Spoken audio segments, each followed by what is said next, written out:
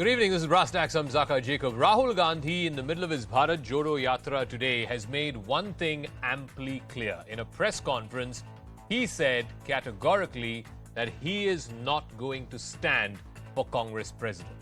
So then it boils down to Ashok Gehlot, who is going to be seen as the Gandhi family candidate, versus Shashi Tharoor, who is, of course, the G23 candidate. Ultimately, the moot question is, how and why does this election matter? Does it matter at all? If Rahul Gandhi keeps his word and he does not run, like he said today in an open press conference, and a non-Gandhi becomes the Congress president, then will that rob the BJP's plank of dynastic politics? Or no matter who wins and goes on to become Congress president, will it be the Gandhis who run the party by remote control? But first, the story so far. मैंने campaign में clearly बोला था कि जनता मालिक है और मालिक ने ऑर्डर दिया है, डायरेक्शन दिया है, तो मैं सबसे पहले नरेंद्र मोदी जी को, बीजेपी को बधाई देना चाहता हूं। More than 3 years after Rahul Gandhi stepped down as Congress president following the party's humiliating defeat in the 2019 Lok Sabha elections, he's not changing his mind. In the last press conference, I made my position very clear. Then that remains my position. You are taking on a position. It's a historic position. While Rahul Gandhi has ruled himself out of the race, he has made it clear that whoever does win can't keep two posts. What we have decided, जो हमने उदयपुर में decide किया, वो Congress party का एक commitment है, तो I expect that commitment will be maintained. Rahul Gandhi was referring to Congress's one-man, one-post policy. While he didn't drop any names, it was a message for Ashok Gehlot, who's a front-runner for the post. Earlier, Gehlot had claimed that he can juggle multiple posts if required, which meant that there would not be an opening for Sachin Pilot in Rajasthan. But after Rahul Gandhi's comment, Gehlot changed his tune. Congress president जो होता है, बनता है, वो justify भी कर पाता है अगर वो पूरे मुल्क में उसको काम करना है, तो दो पोस्ट पे काम हो नहीं सकता है। पर इसमें कोई बाहर नहीं है, जो कि अभी मीडिया में आ रहा है, उसके अंदर ये इलेक्टेड पोस्ट है, कोई भी खड़ा हो सकता है इसके अंदर। वन मैन वन पोस्ट का फॉर्मूला लागू नहीं होता है, परंतु कांग्रेस प्रेसिडेंट कोई बनता है तो वो दो पोस्ट पे काम नहीं कर सकता। Apart from Gehlot, the other possible contenders are Shashi Tharoor and Manish Tiwari. Whoever it turns out to be, what's increasingly apparent is that a non-Gandhi will take over the party when the results are announced on the 19th of October. But will it work? After all, it's Rahul Gandhi who's leading Congress's Bharat Jodo Yatra, walking 3,570 kilometers over 12 states, in a yatra which is being seen as a curtain raiser for the 2024 Lok Sabha elections. So will the Gandhis actually give up control of the party? Or will a new non-Gandhi party chief be remote controlled? All right, so will Rahul Gandhi stick to his word and not run to be the next Congress president? What does that mean for India's politics as we go into 2024? Is it going to be Ashok Gehlot versus Shashi Tharoor? And more importantly, will Mr. Gehlot be seen as the unofficial official candidate? And of course, Shashi Tharoor is the G23 candidate. Joining us on the talking point this evening, Shehzad Poonawala here in our studios, BJP spokesperson, Charan Singh Sapra, Congress spokesperson, Rashid Kidwai, senior journalist who's been tracking the Congress for a number of years now. Professor Nalin Mehta is the author of the new book, The New BJP, and Sanjay Jha, formerly with the Congress and now a political analyst. Shehzad Poonawala, I'll start with you first. Whether you like it or not, Mr. Rahul Gandhi today in the press conference says categorically in front of all people, it's been broadcast across the nation, he is not going to run. Will you take him at his face value? Because you guys have been going on and on about dynastic politics, dynastic politics, dynastic politics. He says he's not running. I take him entirely on his face value because having power without responsibility is the first byword of the Gandhi family. What they did with Manmohan Singh is exactly what Rahul Gandhi is going to do with the next Congress president, and don't buy my word for it. Mr. Chidambaram has gone on to say whoever will be the president, Rahul will have a preeminent, or maybe I read it as permanent place in the party. This is Mr. Chidambaram's statement. Then you have Mr. Muralidharan come out and say, who was a former president of the Kerala Congress, whoever contests the post of the party president, only a person with the support of the Nehru family would become the president.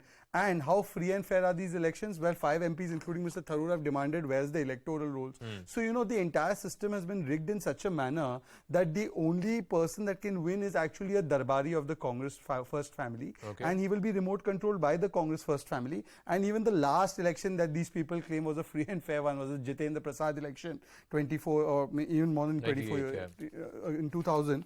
Actually, Mr. Jitendra Prasad, before he passed away, had given an interview in which he said that the match was fixed behind my back. This is what he said about that election. And for the last 24 years, they've had only one family. Whereas you compare it with a party like BJP, we've had 9 presidents who've been elected. So, Charan Singh Sapra, the contention by the BJP being that whether or not Mr. Gandhi decides to run, whether or not he decides to contest, fact is, if it's Mr. Gehlot will be nothing more than a Darbari controlled by the remote control, which still happens to be with the Gandhi family. Please respond.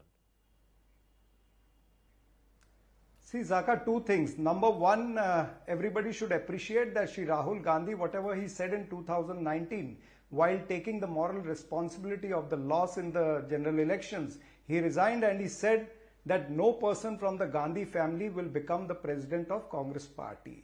And he's adhering to what he had said at that time. And but today also, everybody has seen his press conference and you have also judged in the right way. And he has in fact, or Srimati Sonia Gandhi, in fact, they have said that next Congress president will be an elected and not a selected Congress president. Now, as far as BJP's spokesperson is concerned, I would like to tell him when he's talking about a rubber stamp or a Darbari, I feel whosoever becomes the Congress president, or elected Congress president, will be more effective and a good decision maker, better than JP Nadda. Now, he has to decide whether JP Nadda is a Darbari or is a rubber stamp of Narendra Modi or RSS or what it is. But definitely, Congress President Srimati Sonia Gandhi and Shri Rahul Gandhi is going to give a free hand to the new elected Congress President. Sapra Sahab, I'll ask that to Shehzad before I go to the analyst. But I want a quick clarification from what you're saying. Let's say Mr. Gehlot runs and Mr. Gehlot wins, because everybody in the Congress knows he's the unofficial family ka candidate, even though the family is not endorsing anyone formally. The fact is, you ask any Congress person, if Mr. Gehlot runs, Mr. Gehlot is running on behalf of the family. So then how are you going to clear this misconception that the family is not going to remote control the party anymore? See, this is your interpretation, Zaka. When a senior leader like Shri Ashok Gehlot, who has a vast experience, a matured leader who has been, a number of times he has been the chief minister, he has been the central minister, he has been the AICC general secretary. A person of that stature cannot be a rubber stamp. He has his own way of working, he has his own vision, he is going to implement his vision. That's why I said that he will not be JP Nadda.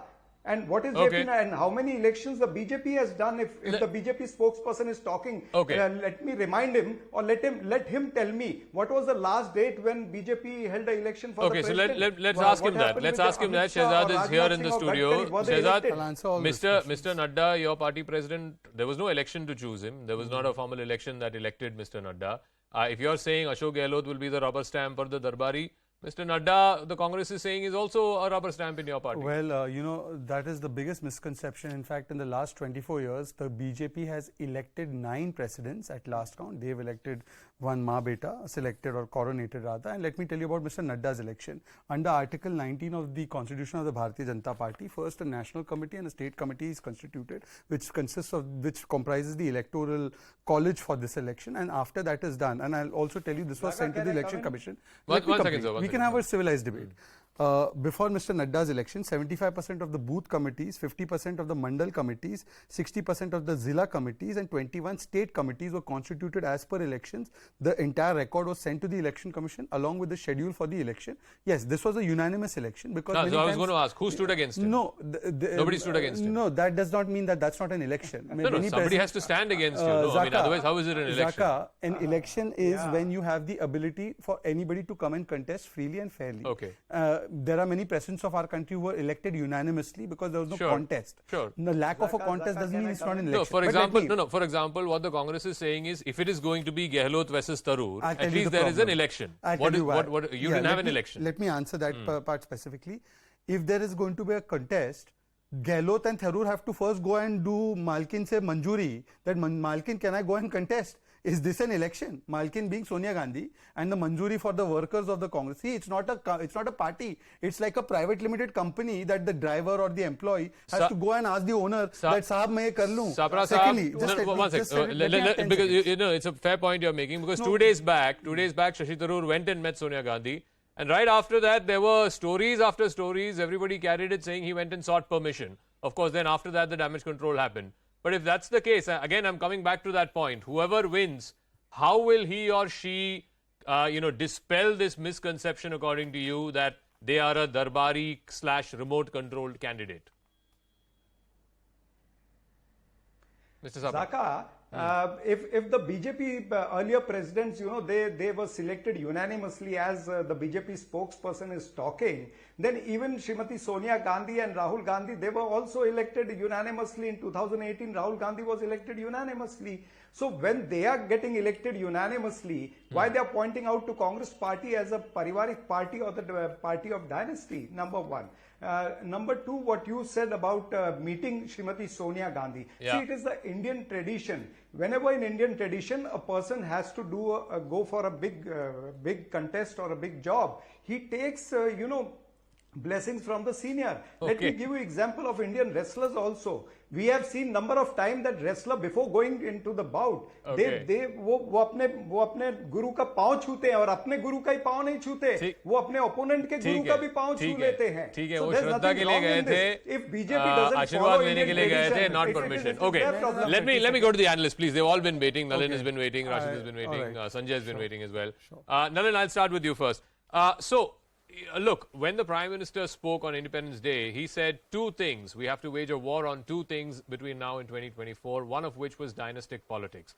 Now, assuming Mr. Gandhi is true to his word, what he said today publicly in the press conference, he's not going to stand for the election, and whoever the next Congress president is, can the Congress legitimately turn around and say that, look, where is the question of dynastic politics? A non-Gandhi is Congress president. Mr. Rahul Gandhi is merely a member of parliament from Wayanad. So the BJP loses its principal plank of attack against the Congress of dynastic politics. Or does it, according to you? So in my view, Zaka, what is happening now is a good forward move because the Congress has not had elections for a very long time. However, whoever is elected the president, if it's a non-Gandhi, and we've got various names on the table, this will really only matter as far as politics is concerned if the Gandhis actually give up control of the Congress and do not do backseat driving. If the new president is actually the full sarva of the new Congress. Otherwise, the charge of dynastic politics will remain. Because otherwise, what it means is power without responsibility. And I think that is the real challenge. So, the fact of the matter is Rahul Gandhi remains the face of the Congress. How much of his people will still control appointments, how much of his role he'll still have in ticket selection, how much he's still setting the discourse, all of that, if that doesn't change, then this election has the risk of becoming a Potemkin kind of election. I think that is a risk for the Congress in this. No, so let me ask you a follow-up before I go to Sanjay and to Rashid. So if the primary complaint against Rahul Gandhi is he's inaccessible, he's controlled by a coterie, if either of these two win, Ashok Gehlot wins or Shashi Tharoor wins, surely that coterie is not going to decide. That coterie is going to lose its importance, its value. Nalin. So that is something we have to wait and see, Zaka, because surely that is something we have to wait and see how that unfolds. But the fact of the matter is, the real question is, will the Gandhi family continue to be the power behind the throne, even if somebody else is sitting on the throne or not? Or is it going to be like when it was Sitaram Kesari was president, where it didn't really matter and there were different power centers, or is it going to continue like this? At the moment, the jury is out on that. You'll famously remember Sitaram Kesari, though he was appointed by Narasimha Rao, eventually they went on to become not so the best of friends. But let me ask Sanjay Jha, as somebody who is with the Congress party, and you've openly come out and endorsed Shashi Tharoor's candidature, and I want to ask you, what is the serious chance of Mr. Tharoor A, contesting, and B, more importantly, winning if, let's say, Ashok Gehlot is the candidate opposite him? And I'll ask you this specifically because, of course, Mr. Tharoor is articulate, he is suave, he's ambitious. He's also, someone who would send a signal to congressmen and women that if he can become Congress president, then so can anyone. As Shehzad and the BJP spokespersons always remind you, there have been 9 or 10 BJP presidents in the last 10 to 15 years. Mr. Tharoor, if he were elected your president or your party's president, could then set that example that, look, I had no big backers. I was, in fact, opposed to the establishment. I am the anti-establishment candidate, and I won. But the question is, will he, can he, in the current setup, if Mr. Gehlot were to run against him? Zaka, a very pertinent question, and I would like to answer that. Before that, one point that I do need to make, that the biggest remote control in the country is actually run out of Nagpur, and that is run by the RSS. And that's the family that actually controls Indian politics. So let's not even spend time on the hyperbole of the BJP spokesperson on your show. But let's answer your question. I do believe that, what Nalin says has a grain of truth. But, we are being politically naive in assuming that just because the Gandhis won't be formally holding a position, they need to become politically irrelevant. I don't think so. I think that's a rather bizarre assessment. Today, if you ask any congressman, and Charanjit is here on your show, today, if an election is held and assuming Rahul Gandhi were to say, I want to contest it, he will actually get the votes of 90% of the delegates. No, we know that. We also know he's not running. Now tell me who's winning. Yeah, so that's my first point is, therefore, the acquisition of remote control would happen, whether even Mr. Gehlot wills, that will happen. Even if Sashi wins, by the way, people will say, you know what, he's meeting with Sonia Gandhi, there must be an element of dynamism to that meeting. If today, for example, Manish Tiwari wins, they will say, well, even he's a planted puppet through some mysterious conspiracy. No, but Sanjay, so did Shashi Tharoor go to seek blessings or permission or what? Because all kinds of stories are doing the rounds. I'll answer that because I know Shashi very well. I can tell you very frankly why this is a terrible rumor going around, but I need to clarify on your show, which is very popular, Zaka, that Shashi went there because he's been very publicly articulating the fact that he's not convinced about the electoral college and certain opacity or transparency that is needed. And I think Mrs. Gandhi basically wanted to reassure him that if he was in the game, all these allegations were meaningless and he should desist from making them because they will unnecessarily erode the credibility of the whole election process. So I don't think there was any and all the fake news being spread by the BJP is because they are palpably nervous because a resurrected Congress can actually be a big threat to the BJP. The funny part is, you're well within your right to say that the BJP actually spread these stories about seeking permission, but I think I know at least 1 or 2 people who are necessarily not from the BJP stable who are sending these stories out. But anyway, leave that aside. I want to ask Rashid Kidwai, because the critical and most fundamental question is this.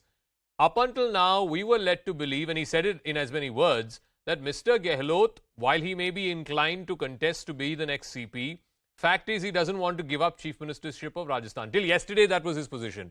Then he met Sonia Gandhi yesterday. Today, he met Rahul Gandhi. And after which, his position suddenly has been, even though there is no one-man, one-post rule in the Congress, fact is that the president of the Congress party is a big responsibility. You're in charge of all the state units across the country. Therefore, one has to do justice to that job. You can't have 2 jobs while you're Congress president.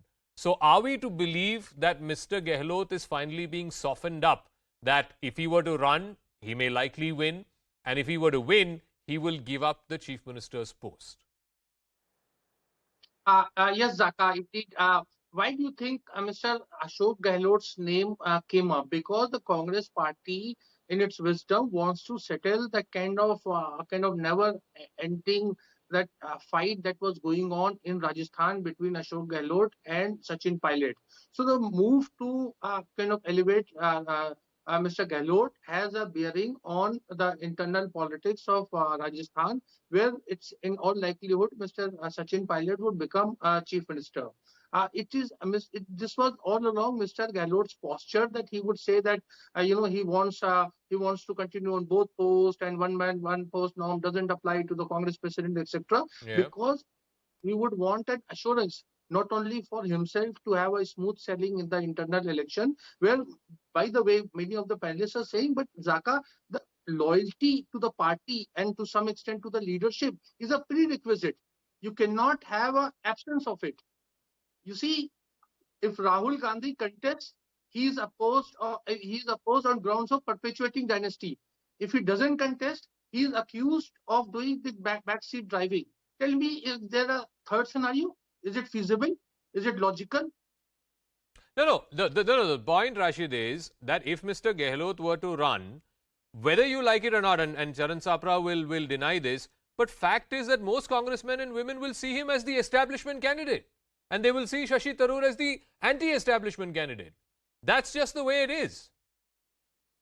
No, that's how. But I'm saying in any political party, in any religious group, in any such thing, when there is a kind of, a loyalty quotient has to be high, Of then course. people will be judged by that yardstick. Sure. If there is a pro-changer, if there is a pro-change, wind in the Congress, they would perhaps go for Shashi Tharoor, regardless of what, Gandhis want or, do not want. The Congress history is full of such instances. Okay. Well, Tandon won in spite of Jawaharlal Nehru, Subhash Chandra Bose in spite of Mahatma Gandhi. So I'm saying, No, that is a different era. Tell me, post Mrs. Gandhi, have there been Congress presidents who have held the post for a reasonable period of time without the blessings of the family? Post 1970s, let's say. Allow me 1 minute. Yeah. I have seen in Calcutta in 1997, the entire Congress Working Committee election took place and many won, whom Mr. Sitaram Kesri was a Congress president who wanted him to get defeated. Same thing happened in Tirupati when P.V. Narasimha Rao was Congress president. There was no Gandhi family around. And Narasimha Rao wanted many of these things, including Arjun Singh, to be defeated. He went on to, poll second largest number of votes. So Okay. This happened. Okay. All right. Shehzad wants to respond. Yeah, Shehzad. Zaka, there are a couple of things that we need to understand. Firstly, let me give you an example right from this debate, and I hope I'm not interrupted. Somebody said that Mr. Tharoor had to seek the clarification of Sonia Gandhi, but she is not the CEC of the party. She is 10 Janpath. What role does she have to clarify or to assure anybody in this electoral fray? It should have been first Madhusudan Mistry. Otherwise, there is no faith in this institution of CEC within the Congress. Secondly, Rahul Gandhi is just a MP, ordinary MP from Wayanad. Why is the entire party not behind the LOP in the Bharat Jodo Yatra? Why is it not behind the General Secretary? I can understand the President of the Congress is not doing well health-wise. Why not the other leaders of the Congress? Who is he? Okay. Thirdly, Priyanka Vadra. How did she become General Secretary? And after she takes the party from 7% to 2%, loses Amethi, because of which this man has to go to Wayanad, she's still the General Secretary and all others have to resign. What is this privilege? And lastly, my dear friend Rashid, who's written a wonderful book on the Congress, cited all examples, that, like BC and AD. He has cited all examples pre-Sonia. Where is post-Sonia examples, bhai? Which CWC? Article 19 of Congress. Charanjit might not even know this. 12 members of the CWC have to be elected. Please tell me which are the 12 members of CWC. Okay, Charan Sapra, I think the second question that he asked, why is, if Rahul Gandhi is just a member of parliament and he's not, interested in running to be the president of your party next, then why is the entire Congress party down in Kerala and Tamil Nadu, in Bharat Jodo with him?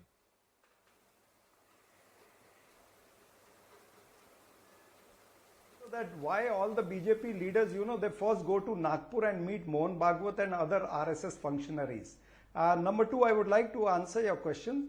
Shri Rahul Gandhi is the ideological mascot and he is the most respected leader. He is a guiding force.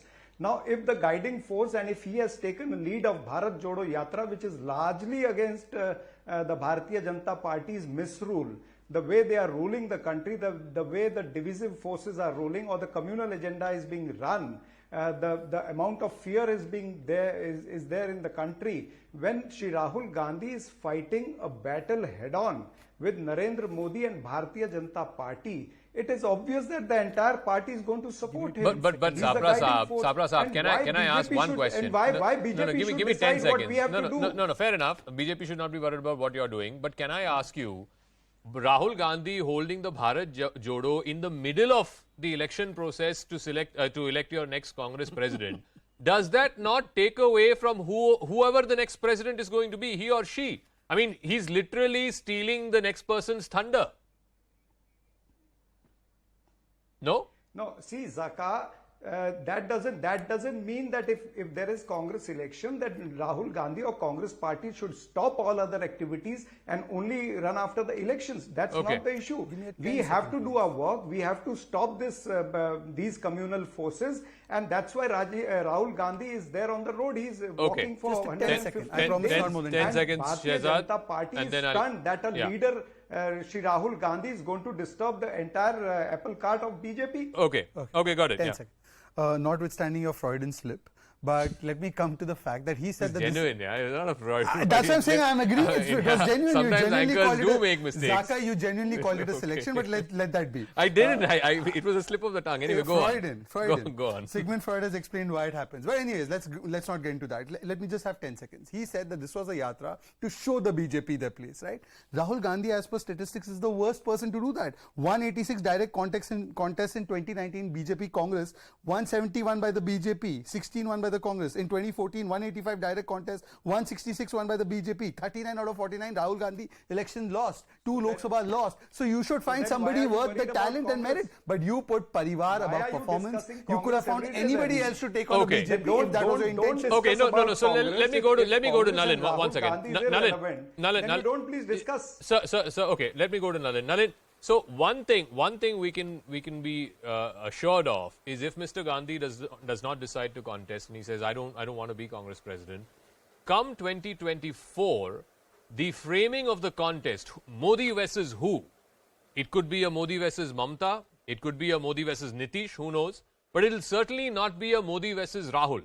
And that works to the advantage of the opposition. Whether or not that'll be good enough to defeat Mr. Modi or to defeat the BJP, that's a separate matter altogether. But at least in the framing of the 2024 election, it will be an opposition leader with perhaps some more stature, some more credibility, and maybe some more experience than Rahul Gandhi to take on Mr. Modi as the challenger, as it were. So, I have 2 responses to that, Zaka. The first is that Mr. Gandhi has not been Congress president for a while now. We are now going through the formalization of that with this election. But I don't think he's given up power in the Congress party in the time that he's not, since the time he stepped down formally as a president. So whether he will do so thereafter, it's an open question. And let's leave that to see what happens. In the next election, I don't think Rahul Gandhi will not be a factor. I think he'll remain an important factor from the Congress. Who the face is from the other non-opposition, from the non-BJP parties, from the putative UPA or the non-NDA, until you have a very strong, if it's a presidential style contest, of course the BJP has an advantage in that purely in narrative terms. Now you can always say that look, a state contest may well be an addition of many state contests, but I think as long as Rahul Gandhi remains as a major power player within Congress, I think it's going to be difficult. And no. Can I ask? Sorry. 10 seconds. Whether it's Gehlot or Shashi Tharoor are very different things. Tharoor may make a lot of difference. 10 seconds. The reason I asked you about that is because 2019 was clearly framed as a Modi versus Rahul election. 2024, and especially if Rahul Gandhi is not Congress president, will not be a Modi versus Rahul election. Yeah, but then the question, but there is still a question mark on Modi versus who then, and I think it's an open question on whether Rahul Gandhi versus Modi is a better framing for BJP or Modi versus a question mark is a better framing. I'm not sure that's a very good framing for the opposition because you do need to have some face. No, so I'll come back to Sanjay Jha. The question that Shehzad also asked: if Shashi Tharoor wanted to indeed get some clarity on these electoral rolls, surely it's not Sonia Gandhi's door he should have knocked at. He should have knocked at Madhusudan Mistry's door. Basically, he's asking questions of the authenticity of your process, the credibility of the electoral process itself. Well, Zaka, I don't need to respond to every outlandish technical issue being raised by the BJP to try and malign what I believe is a step forward in the right direction. But what surprises me is actually, because I normally agree with Nalin on many points, is the fact that I think Nalin seems to be having a very myopic assessment of Rahul Gandhi's role. Now, he's a former Congress president. He still has a long political career ahead of him.